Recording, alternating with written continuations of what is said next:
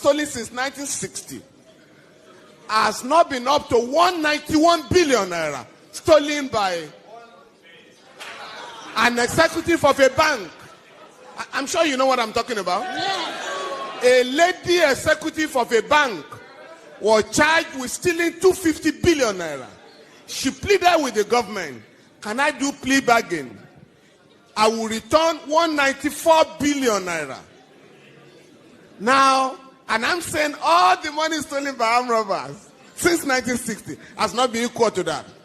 But we are then told by the ruling class, aided by imperialism, that everybody should mind his own business because of the fear that if you have a united African country in Nigeria, 170 million people, that is one of the largest markets in the world. So for them, they want to keep us divided so that it's easy to rule us.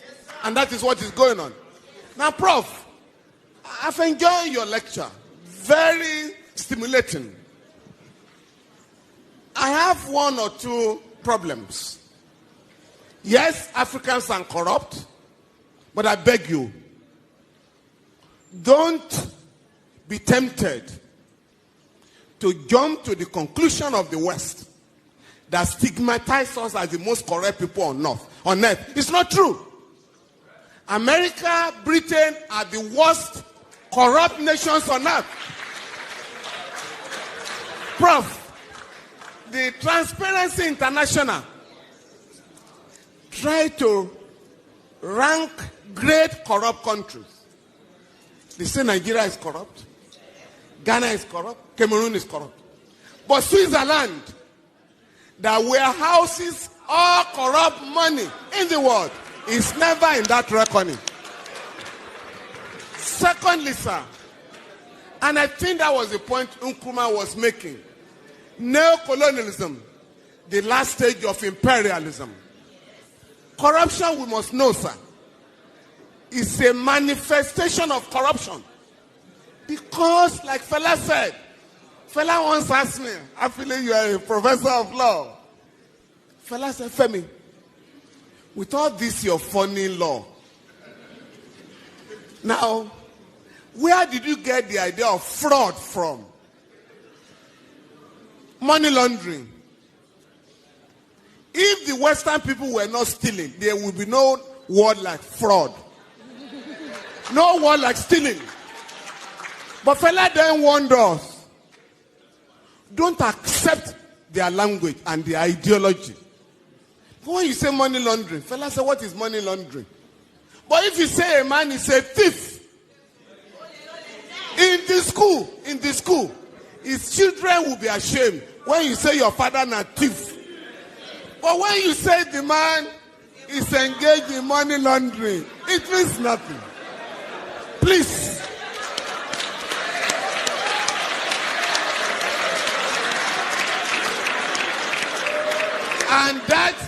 And that was when Fela was reminding us that they get the ruling class. Fela said members of the ruling class have ways of deceiving us. Embezzlement, the fraudulent. Make I remember another word, just to deceive people. But if we are going to organize Africa, sir, we need to draw a line of dichotomy between the countries that are getting it right and those that are exposing Africa to shame. You mentioned Rwanda. Rwanda, not just the cleanest city, has the largest number of women legislators in the world, ahead of the West. But here, you are told here, women are supposed to remain in the kitchen, not to go to politics. And you know how they keep women away from politics? All the meetings of political parties are held in the dead of the night. Why? I'm talking of great ideas by lecturers, and you could pick and choose. And I chose ideas that could transform our continent. And when I went to practice, incidentally, I think Motoraya is left. Who asked the question? Morayo. I practiced under our father, the late Alawa Kabashorun, and he was an African lawyer, was very close to Nkrumah, Fela and all that. And that generation believed that Africans should be made to realize that we can solve our own problems. Fela sang about religion, and this is very important. Because I was just reading Pastor Adeboye, who has just said that he wants to establish more churches so that everybody can have a church within a walking distance. Now, Fela sang about religion and the danger of religiosity as opposed to spirituality. Now, Akadina Okoye has just given a beautiful reply this morning that what Adebayo is talking about are business centers, not religious institutions. Please, and this is very important, they want to know how our young people can have these progressive ideas. Ayo, I would like to suggest to Yeni and other organizers of celebration, next year, please, have a session for musicians in Nigeria. Not just the show. Have an intellectual engagement with them so that you can get them to realize what it means. My own son, my son is a musician.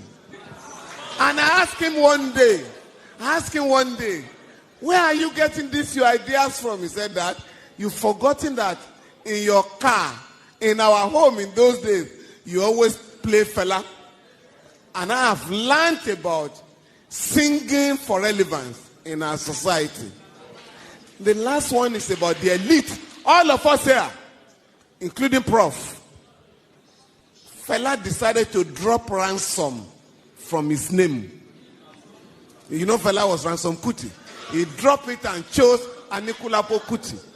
And that influenced many of us to also change our foreign name. Prof, by the way, I was also a Patrick, like you. Now, but I've thrown away that. But on our children, all of us can decide today. Because Prof made the point. We are all proud. When a friend visits you and you say, greet your uncle. You speak the same language. That does not happen anywhere in the world. The late Ganifa Emi called my house one day. My last girl picked up the phone and said, who is speaking, please? And Gani said, please give the phone to your father. Is that not Femi Falana's house? The girl said, yes. Why are you speaking English to me? And I had to apologize. He didn't know you were, sir. In my home, my wife and I decided, since we didn't learn our own English in school, at home, we're never going to speak English to our children at home. Now, that has paid off. Contemporary and friends of my children ask them now, where did you learn your Yoruba from? And I think all of us can decide to teach our children